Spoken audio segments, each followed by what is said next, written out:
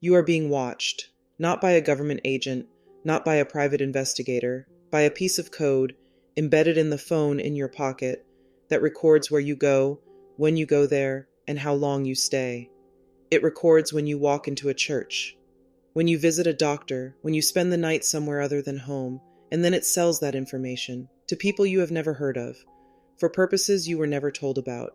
This is not a conspiracy theory. This is a documented business model, litigated in federal court and paid for by your silence. The industry is called data brokerage. In 2014, the Federal Trade Commission released a landmark report that attempted to describe it to Congress for the first time. The FTC examined 9 companies representing a cross-section of the industry.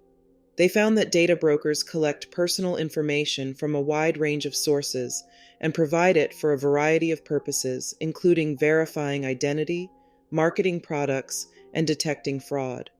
Their report found that these companies collect and store billions of data elements covering nearly every U.S. consumer, in many cases without the consumer's knowledge.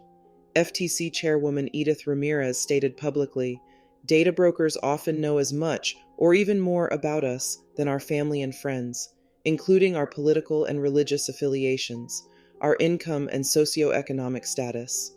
That was 2014.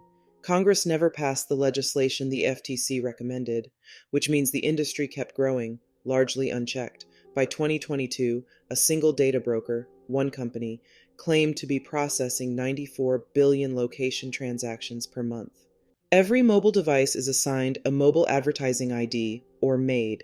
It is a unique identifier that follows your device everywhere. When you download an app, a weather app, a game, a flashlight, that app may contain embedded code from a data collection company.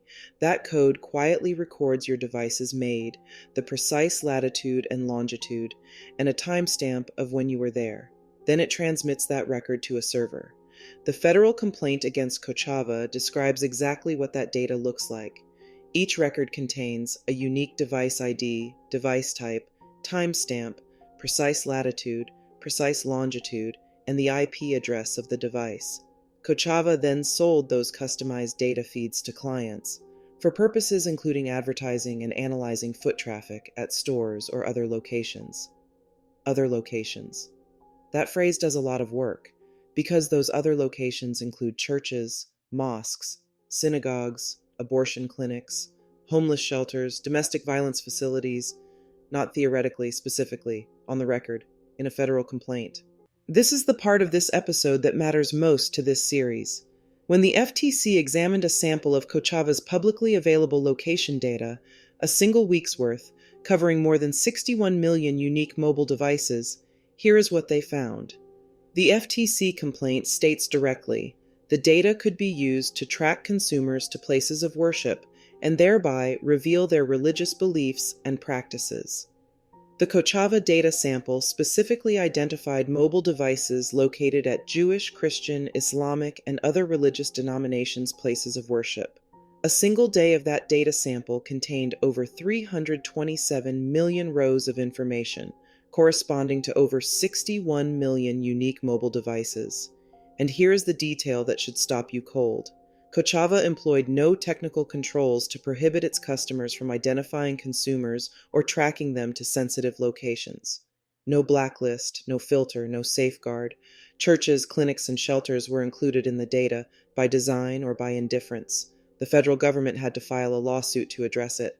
You might be wondering, didn't I agree to this? Isn't it in the terms of service? Technically, possibly yes. Practically, almost certainly no. The federal complaint against Kochava states, consumers typically do not know who has collected their location data and how it is being used. And once information is collected from their mobile devices, it can be sold multiple times to companies that consumers have never heard of and never interacted with. The complaint continues. Consumers do not typically know or understand that the information collected about them can be used to track and map their past movements. Consumers are therefore unable to take reasonable steps to avoid the described injuries.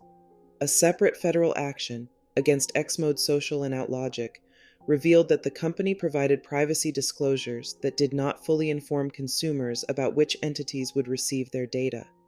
The X-Mode case added one more detail. Government contractors were among the buyers of their location data, and the data would be used for, in the FTC's own language, national security purposes. That is the consent you gave, or more precisely, the consent no one asked for. The FTC's primary tool is Section 5A of the Federal Trade Commission Act, codified at 15 U.S.C. Section 45A, which prohibits unfair or deceptive acts or practices in commerce. But Section 5 is a general prohibition. It was never designed for the specific architecture of mobile location data markets. And as the Kochava case demonstrated, the FTC's first complaint was dismissed. The court said the agency had not alleged sufficient facts to establish substantial consumer injury. The FTC had to file an amended complaint, then a second amended complaint. The case was still unresolved as of February 2025. In 2014, the FTC recommended Congress pass legislation specifically addressing the data broker industry. That was over a decade ago. The recommended legislation was never enacted. The X-Mode case produced the first consent order specifically prohibiting a data broker from selling sensitive location data. It was finalized in April 2024, 10 years after the FTC first told Congress that legislation was needed. In that decade, the industry generated billions of dollars. It sold records tied to places of worship, on commercial marketplaces available to anyone willing to pay. We began this episode with a simple question. What happens when you carry your phone into a church? The answer, documented in federal court, your precise location is recorded, packaged, and sold to companies you have never heard of for purposes that may include government surveillance, and no one asked your permission. That is the infrastructure. That is the pipeline. In our next episode, we follow that pipeline to its destination. We document the cookies, the tracking pixels, and the cross-device surveillance architecture that connects what you read online to where your phone traveled on Sunday morning. The documents are public. The answers are in the federal record. This is Words with Wentz. Know your rights. Let the signal cut through the noise. Reading between the lines. Every story leaves a trace, unlocking time and space, finding truth with Wentz. Words with Wentz.